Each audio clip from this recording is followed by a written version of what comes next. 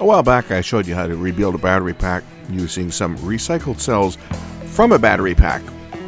Of course, those ones have got the flat tops, but what about, can you do it using conventional ones which have got the actual positive terminal? Are they going to fit? Are they going to work? I guess we'll find out. I have a phone that uses AAA cells. I'm going to try some off-the-shelf Panasonics, and we'll make this work. So I got a dead cordless phone. This is one of mine. And the batteries will no longer take a charge on this one. How does the back come off on this? I know it pops off. Just like that. Oh, look, no batteries. Where's the battery? That's why it doesn't work. It's missing a battery. Let me find the battery for it. That's the battery pack. And it won't charge. And I don't want to buy one of these things because, well, they're not exactly cheap. That battery, if I went to buy one of those, probably cost me 20 bucks. But these ones, well, these ones only cost 5 bucks. The problem is, these ones are a little bit shorter and the wires are soldered on directly.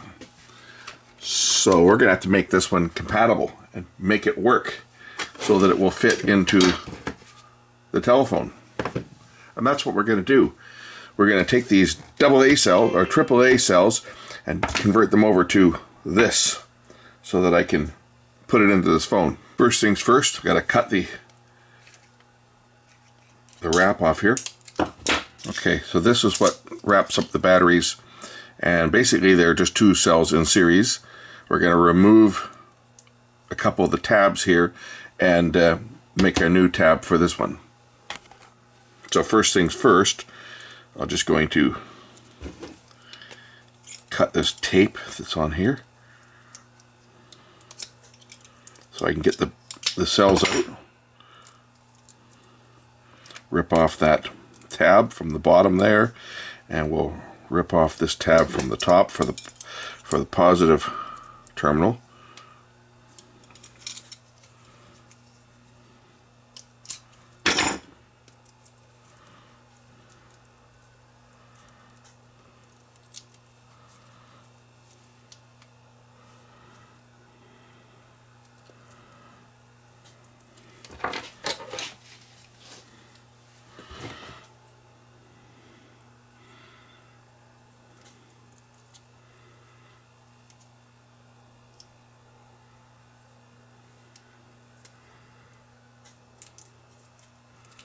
Gotta be quick because the hockey game's coming up soon. Gotta watch that. So I'll just tear this tab off. We are going to reuse the tab, and I'm going to break these two apart that are stuck together with some type of adhesive.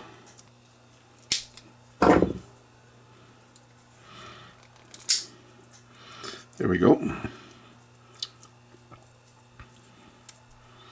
Might as well rip the tab off the bottom of this one and off the top of this other one. Now see the difference between these cells and the ones I just got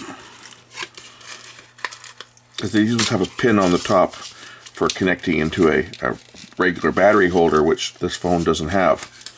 So what I need to do is I need to connect the tab from one down to the other end of the other battery and put the two of them in series. And for this, and these ones have got this little tab on the top, which may or may not be an issue, but I don't think it'll be an issue. But to do this right, we can't solder two of the batteries because putting too much heat into here will kill the cell. So we're going to spot weld it. So let me grab my glitter capacitor discharge spot welder. First I'll prep the cells. I'll just get a piece of tape so I can hold everything in place while I work. There's a piece of tape across there. That'll hold the cells in place while I get the tabs ready to spot weld down. And I'm going to set them into this little holder made of black tape. We'll get the cell, the top here, in place. A probe on top, and the next one next to it, and when I do that, I'll tap the foot pedal here, which will trigger a discharge of a lot of juice. 8 milliseconds is what I'm using, which should be more than enough to permanently attach this wire to the top here. Oh, come on, cooperate with me, damn it. I may have to secure it better into here.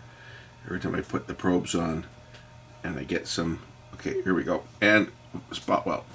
There we go. That one's on. And we can do the same thing for the other end of this, which is going to go to this cell over here. Put the battery back in there. One probe there. The other probe there. Done. Okay. So that's spot welded on.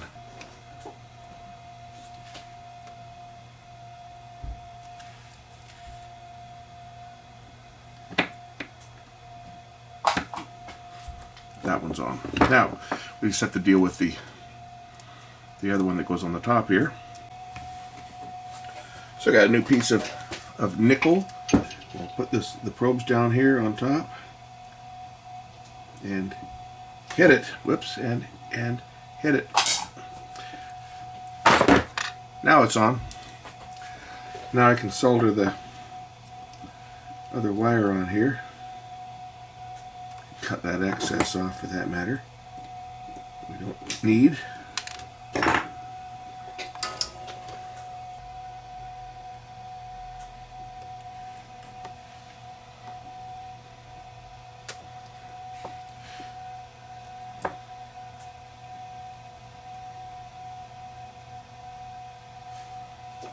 Here we go. Okay, this battery pack has now been rebuilt. Wrap it up in some tape so nothing shorts out. Now I just have to make sure that this will fit into the phone, and I'm pretty sure I can make this fit. Pretty sure I can make this fit. Power the phone up. It should power up. Power up base, it says. Yeah, the base is already powered up. I just got to set it on the base. Probably, yeah, battery has to be charged. Yeah, what else is a surprise? I can put that in there. Put that in there just like that, and should be able to get this back to snap on. There it is, all back together.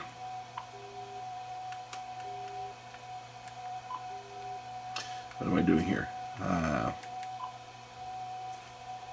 Yep. Yeah, it's working. I can phone my my throwaway number.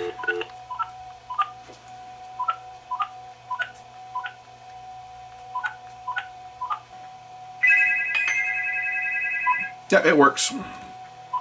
All right, done.